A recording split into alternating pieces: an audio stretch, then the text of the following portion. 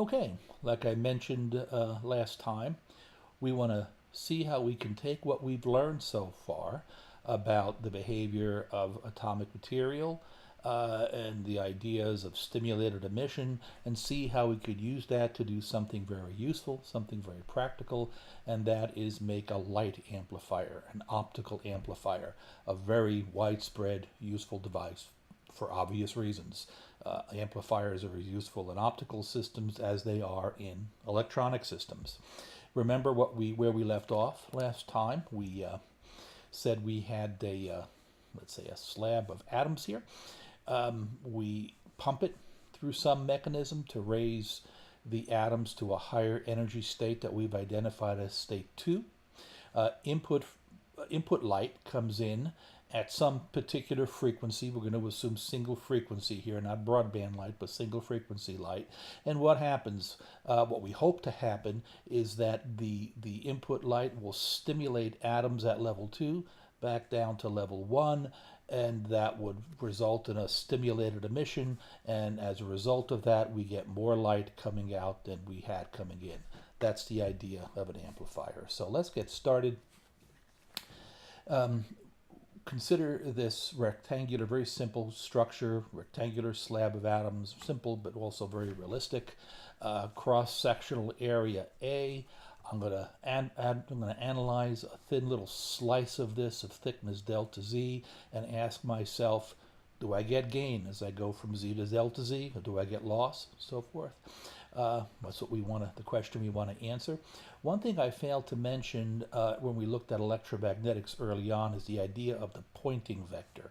Perhaps you've heard of the Poynting vector. If not, it's simply the cross product of the electric and the magnetic field. It represents the direction and magnitude of power flow of an electromagnetic wave. It's a power flux density, if you like, because E is volts per meter, H is amps per meter, so we take the product, watts per meter squared. That's a flux. Anything per meter squared is a flux. Or in other words, power per unit area. And the magnitude of the Poynting vector then is the magnitude of the power flux. Power, of course, is energy per unit time, so we say we could have energy per unit time per unit area, or if we like, we could say energy flux per unit time. So that's what I mean when I talk about intensity, input intensity, output intensity. The intensity is going to be an important quantity because intensity is something we could measure with an optical power meter. There are a lot of other things we could talk about, but we'd be hard-pressed to measure those things. So consider the small volume. It's small because I'm assuming it's thin, okay? From our analysis of the Einstein equations, the rate equations, the rate at which energy density is generated in this volume by the atoms going from state 2 to state 1 is what? It's R stimulated. Just looking at stimulated emission. It's the stimulated emission coefficient. That line shape function, which is going to weight things for us, it's really a weighting function, as I mentioned. Of course, the amount of stimulated emission depends upon the number of atoms I have to stimulate, N2, and how intensely I'm illuminating this piece of material with my input energy density, U. Again, I put that subscript nu there to indicate that this is at a particular frequency, a single frequency. In a similar way, light is not only going to get stimulated by this energy, it's also going to be absorbed. And the absorption is specified very similarly, exactly the same as a matter of fact, but by the absorption coefficient, B12.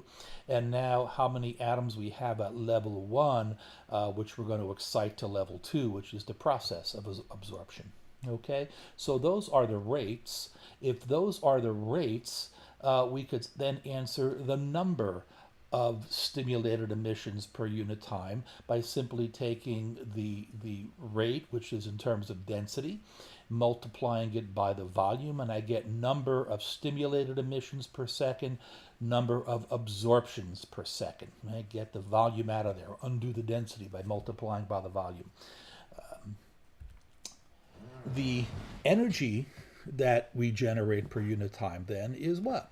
Well, if I have that number of stimulated emissions, I multiply each stimulated emission produces a photon, and the energy of a photon is h bar omega. So that's the increase in energy that I would have due to stimulated emission. Okay? And then similarly, the loss of energy that I would have due to absorption is in much the same way, exactly the same thing, the absorption coefficient instead of the emission coefficient. So, therefore, the net energy generated, and again, perhaps lost, but if we're doing things right, it'll be an amplifier. Energy is going to be generated per unit time in the volume, and the volume again is delta A times delta Z, is simply the difference between these two things. The energy generated is the stimulated energy minus the absorbed energy. Substitute these two results in and put in the relationship with R and the Einstein coefficients, the B21 and the B12 and so forth, and we obtain the result that you see here. Now let's get the equivalent result. Let's just put this aside, put this I'm pointing and you can't see me point. With the mouse you can see me point. Let's put this equation aside for a minute and let's generate the same equation now, but in terms of intensity. And then we'll equate the two and we'll see we have something. Again, we have an input intensity and an output intensity in this slab of atoms of thickness delta Z. The input intensity is I of Z. The output intensity is I of Z plus delta Z. The amount of energy generated per unit time is what? Remember what the intensity was. It was energy flux per unit time. Right? When we go back to that first slide, right here, this is here we go.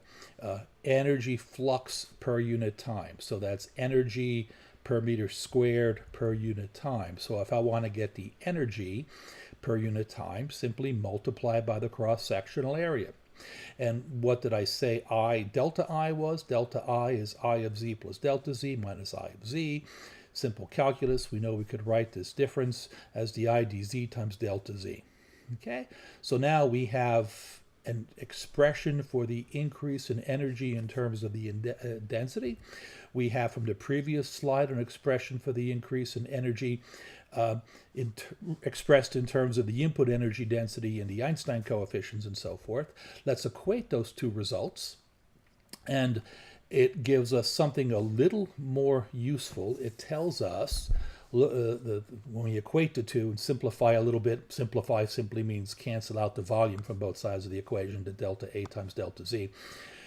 It's saying that the rate of change in length of the intensity, presumably increasing if it's an amplifier, the rate, how the energy changes along the length is given by the difference between these two, the inversion difference, right, times the line shape function times the amount of energy we use to illuminate this thing and the energy of a photon, h nu. Now, the name of the game here is often to express what we know in terms of what we don't know. Or I said that backwards, what we don't know in terms of what we know. What is the energy density? Who knows? But I could relate the energy density to the intensity in the following way. If I have an optical beam, let's say a pulse of energy of intensity I, watts per area, propagating with a velocity v, and to play it safe, I'll assume it's propagating with the group velocity, that energy density can be expressed very simply as I divided by the group velocity. A simple dimensional analysis will show that this gives you energy per volume, and so does this give you energy per volume, and the group velocity gi over c. So once again, you see we take something that we're not sure about, what is the energy density, and we express it in terms of things we know, namely an intensity, which I could measure with an optical power meter, and the group, the function of the material, properties of the material, the group index and so forth. And now you know what that means.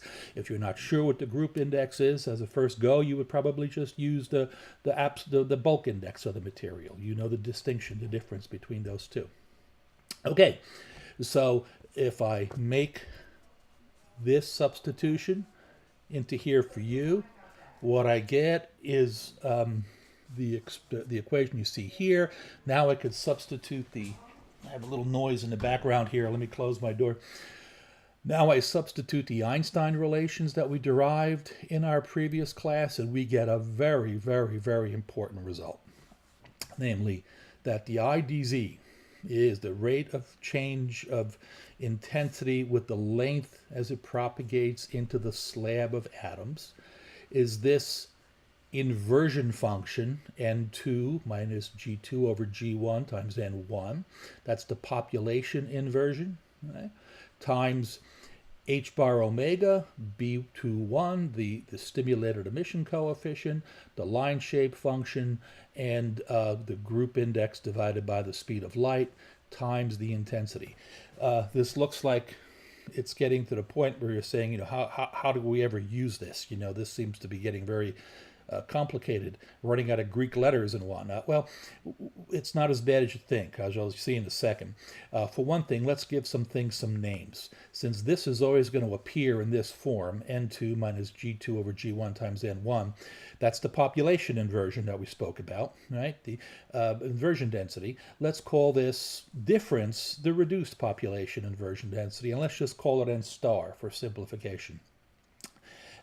This term here I'm calling sigma 2,1. This has a name. This is the stimulated emission cross-section. So this equation can be written in a way that looks a lot simpler now, as the IdZ is sigma 2,1 times n star times I, which now, under the most basic circumstances, is a very simple equation to solve. As I say, this is a fundamental result. This product of n star times sigma 2,1 is called alpha. It's called the gain coefficient. Again, n star is called the reduced population inversion density.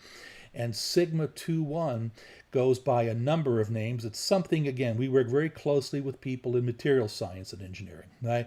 It's a number that they will provide to us. There is a class of laser material. The challenge in lasers is finding a good material that does what you want it to do. For what that means is the kind of things we've spoken about.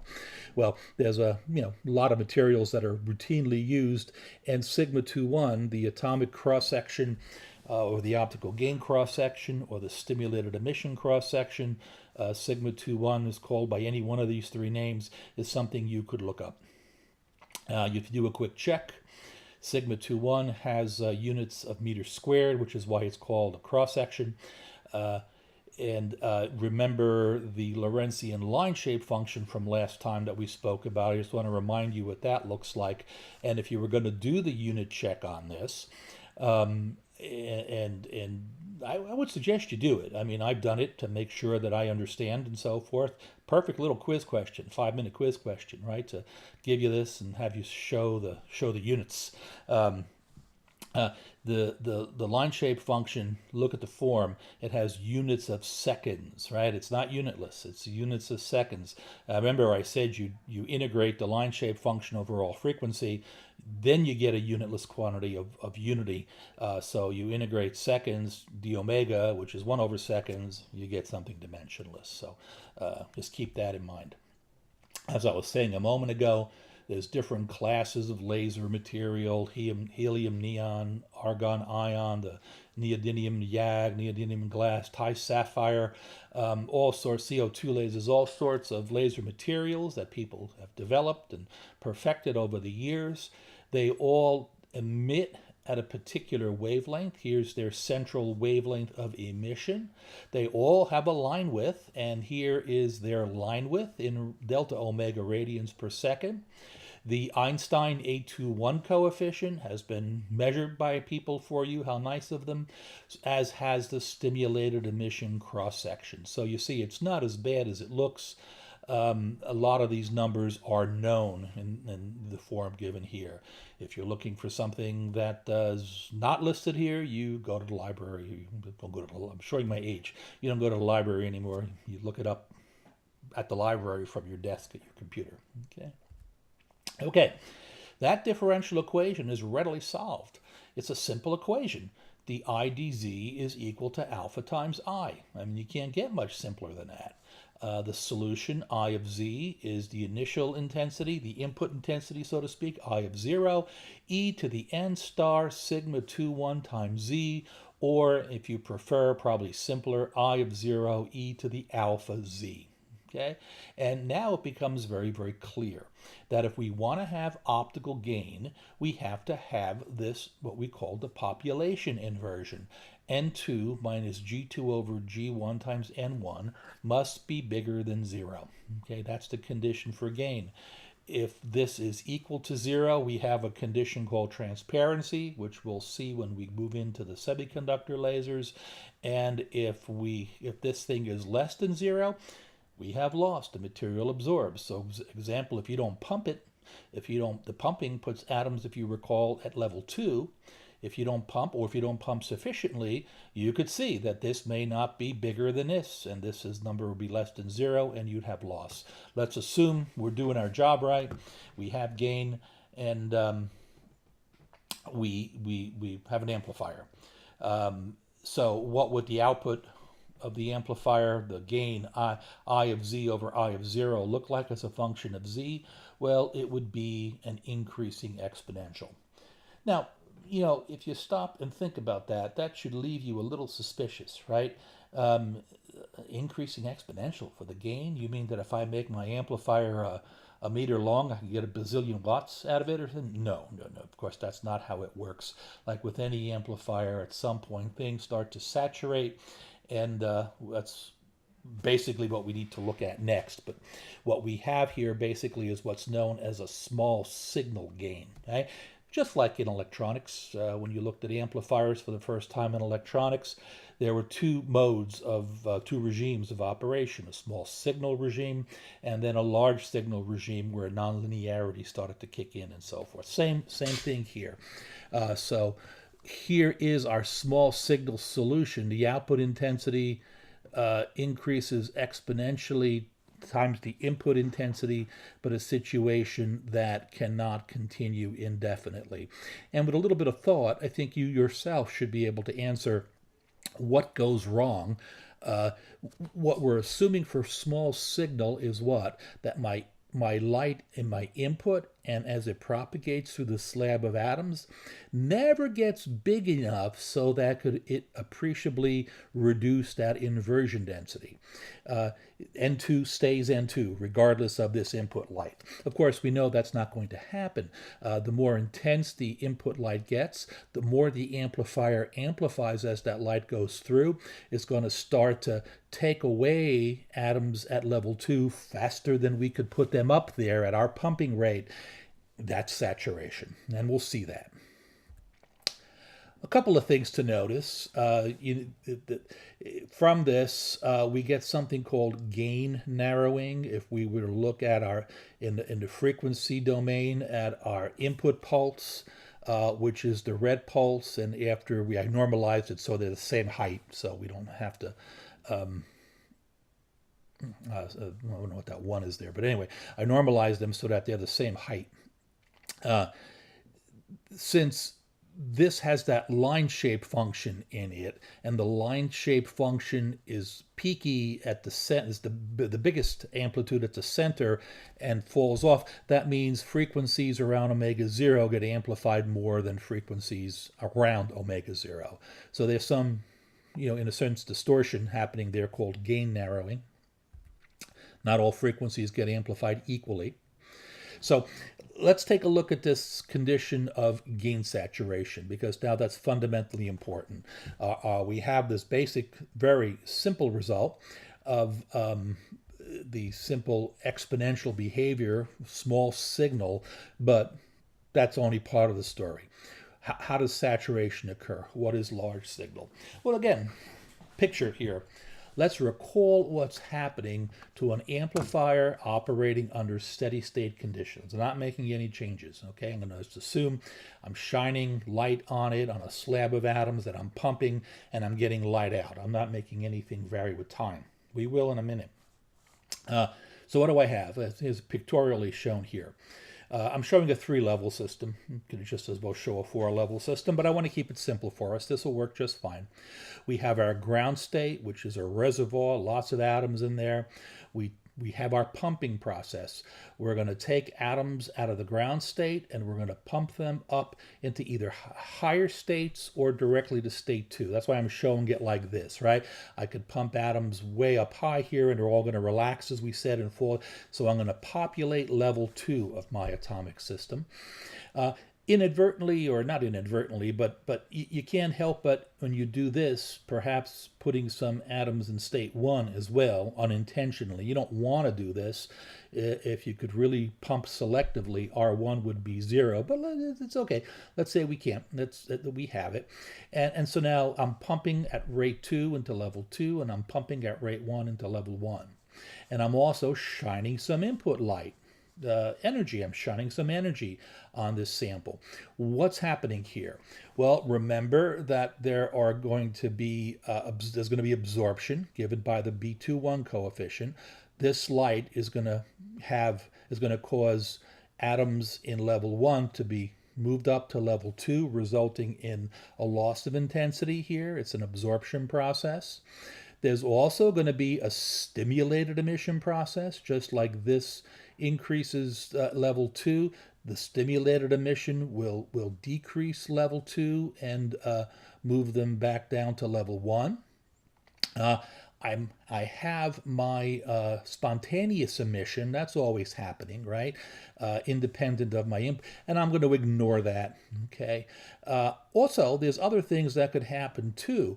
Of course, light or atoms are always going to relax from this level 1 state back down to the ground state, and unfortunately, not everything will go from level 2 to level 1 back down to ground. I think someone asked this in class the other day. Atoms could just as well go from level 2 directly to the ground state, or through a bunch of other different levels that I'm not showing you here. Remember that in general, a material will have many, many, many levels. This is a picture of what's happening. The words that go with this, I think it's sometimes easier to look at the picture than for me to just read these words to you. But these are the words that basically go along with what I just said. Perhaps I should say I'm pumping level 1 and level 2. I'm assuming this is a constant pumping rate. This is not some function of time or anything like that. Okay, so I want to keep things simple. So those are constant pumping rates. Everything else I think I've said. How would we put this picture into an equation, which is ultimately what we need to do? Well, let's take a look at level 2 first. Level 2, the change in atoms in level 2 are, let's do the book. It's just a matter of bookkeeping. It's really what it comes down to, is bookkeeping. What's the rate of change of atoms at level 2? Well, they're going to increase via absorption, right? That incident light is going to take atoms from level 1, bring them up to level 2. And we know how to do that, and we know how to express that now. It's the number of atoms in level 1 times the Einstein absorption coefficient times our line-shape function and times the intensity that we use to stimulate those atoms from level 1 up to level 2. So this is going to be an increase, a positive term for dN2dt. Okay? There's also going to be a decrease, and the decrease is going to come about from 2 places. One is going to be stimulated emission, which is the good one, the one we want. That is equal to the number of atoms you have in state 2 times the Einstein stimulated emission coefficient times the line shape function times the intensity of the energy that you're using to stimulate those atoms. We're going to lose energy. We're going to lose energy at N2 due to spontaneous emission, A21. And we're also going to lose atoms at state 2 from atoms that go directly to state 0, tau20. The way I'm going to do this is I'm going to lump this into one term and just call it tau2 like that, only to keep the math a little bit on the simpler side. You know, you could see you start to get things all over the place. So that's going to happen anyway, but I want to minimize that as much as I can. Okay, so clean this up a little bit. Here's that equation. Put in the names that we know we've given things. This is the reduced inversion density. If I put in h bar omega and divide out on h bar omega, I can get my stimulated emission cross-section. And so very nice and neat and simple. This equation reduces to dN2 dt is what looks like this gain coefficient, the intensity divided by h bar omega minus the what we lose through spontaneous emission and emission going directly from state 2 to the ground state, this term right here. Notice that in here for U, I've put in the expression I derived a moment ago, that U is the group index times the intensity divided by C. I could do the same thing for state 1 and see how that changes. Identical type of thinking, identical type of analysis, identical type of substitutions. I'll just let you read it. There's what I get, bottom line, for dN1 dt. Okay, so make sure you could do that. Something like this, by the way, is a beautiful little 5-minute quiz question. Now, you need to understand this. You're not going to get this by listening to me talking to you. Doesn't work that way. You're going to have to take out some pencil and paper and make sure you can do this yourself. And I could make sure you've done that by something like this would be a phenomenal little quiz question, So try it. If you don't get it, ask me, and I'll get you on track, but make sure you know how to write these rate equations. They're fundamental to any kind of a laser system. Okay, so we have the two equations for dN2 dt and dN1 dt. We said we're operating in steady state. What we want to do is find a steady state inversion density, N star. How do we do that? Well, it's simple. Because we are in steady state, the time derivatives are going to be 0. That's what steady state means. So I have these two equations. I could readily solve for the reduced inversion density N star, N2 minus G1 over G2 times N1. Solve, do the math. There are the details of the math. Simple algebra, relatively simple algebra. There's what you get. There's the reduced inversion density, N2 minus G1 over G2 times N1. Look at this for a minute.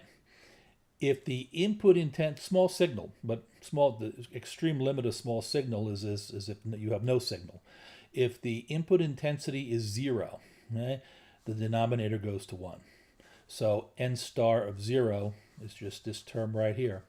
So let's call it that. That's our initial inversion density, right? That's where I start, okay? This conglomeration of time constants, it's like if you had a circuit with a couple of capacitors or something like that, and there are a few resistors and capacitors.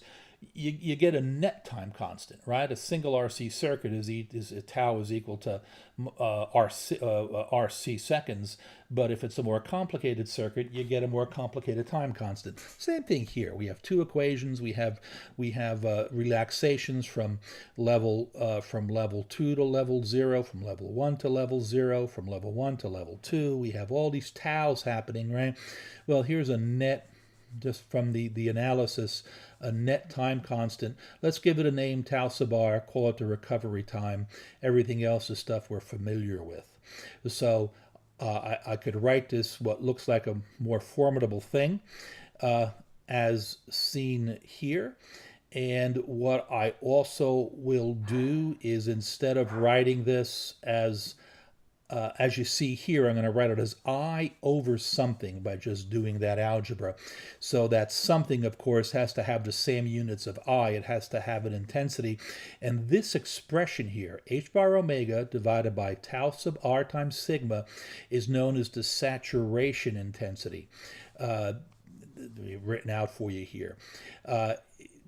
Because what we could write then is that N star of I is the initial intensity, N star of 0, with no signal applied, over 1 plus I sub s. You see, again, this is doing what I said of taking things we don't know, like some of this stuff here maybe, and putting it in terms of things we do know. How would you measure the saturation intensity? Well, you could set up an optical amplifier with very small, very, very tiny, tiny, tiny intensity for small signal and get what that output is, and then start cranking up the intensity. Uh, when this amplifier starts to saturate, when I equals I sub s, what's going to happen? The inversion density is going to drop by 2, half of its initial density. So again, this is something that in a lab you could get your hands on easily. This is not something difficult, saying I don't have the numbers and so forth. You could do this from external measurements. So this term is an important term. It's called the saturation intensity. It tells us the value of input intensity that'll burn down the initial intensity by a factor of 2. Okay? So our fundamental result now that we derived just a few minutes ago for the basic optical amplifier, now we can look at a little more realistic scenario, because we just learned that inversion density really depends on the input intensity, and this is what we found. So when we substitute this expression into here, we get a little bit more, not that much, it's still a simple equation to solve. We get the IDZ is alpha 0, which is the small signal gain coefficient, over 1 plus I over the saturation intensity times I of z. This is solvable. The numerator here in this expression, I just rewrote, I just took this equation, you'll note this one here, and I copied it down for myself. That's what I call my unsaturated gain, alpha 0. So the IDZ is alpha 0 over 1 plus I over I sub s times I of z. Simple equation to solve, just integrate both sides.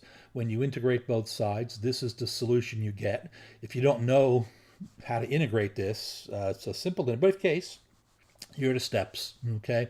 And I get the solution that I claim. Just simple 3 steps in the process, not even. Third step being the answer itself. Okay, let's see.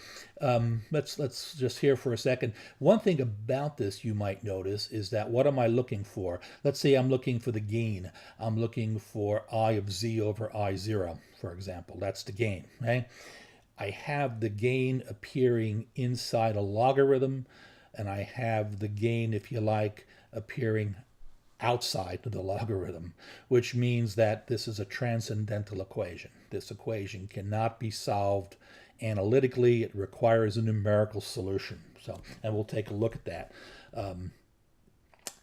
This small signal, we get what we claim to get, and namely for I of z much, much, much, much less than I sub s everywhere in the amplifier. Not just at the input, but even as it propagates through and gets amplified, at the very end it still has to be much, much less than the saturation intensity.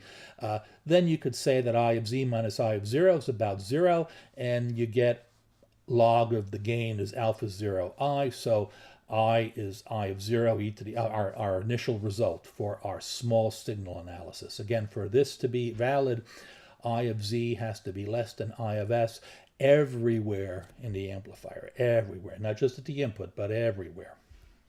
Okay.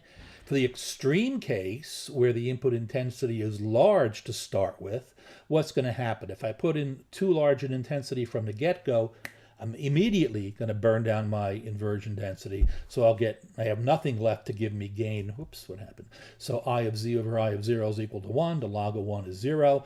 And I simply get from this gain equation of ours linear growth. Okay, and I think between the two extremes, of course, this has to be solved using a computer. It can't be done. It can't be done by hand, so to speak.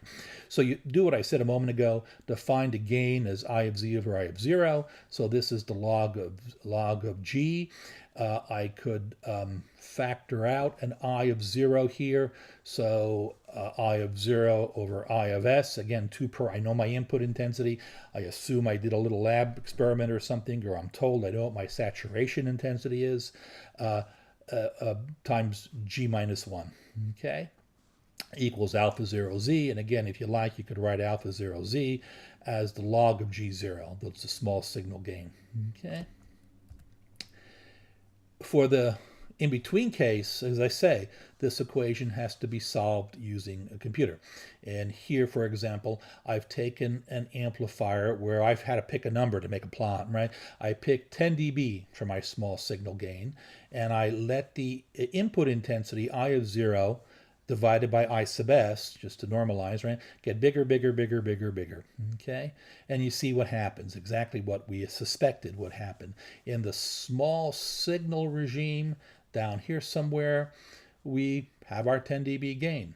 But as the input intensity gets bigger, bigger, bigger, what happens? The gain starts to drop, and eventually you can see it's asymptotically going to 0 dB or unity gain. You don't get any more gain. You're basically depleting N2 as fast as you're pumping N2, so the inversion density is 0, and you have a condition known as transparency. Light gets through, but it doesn't get any gain. Okay.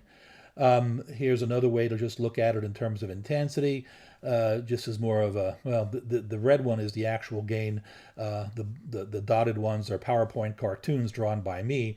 The small signal gain would be that. That's the exponential gain. Actually, I use that to draw. I use the computer to draw that. That's what the gain, the exponential gain for small signal. For large signal, remember it went linear, and here's, you could see going to a linear gain. In between, the actual gain is somewhere in between the small signal gain and the large signal gain. Let's see. What I'm going to do is stop here for the first part of this. It's 36 minutes. What I want to do is consider another special important case of amplification of pulses, since obviously that's very important in this day and age for optical telecommunications. So we'll stop here for this one and continue on in a second.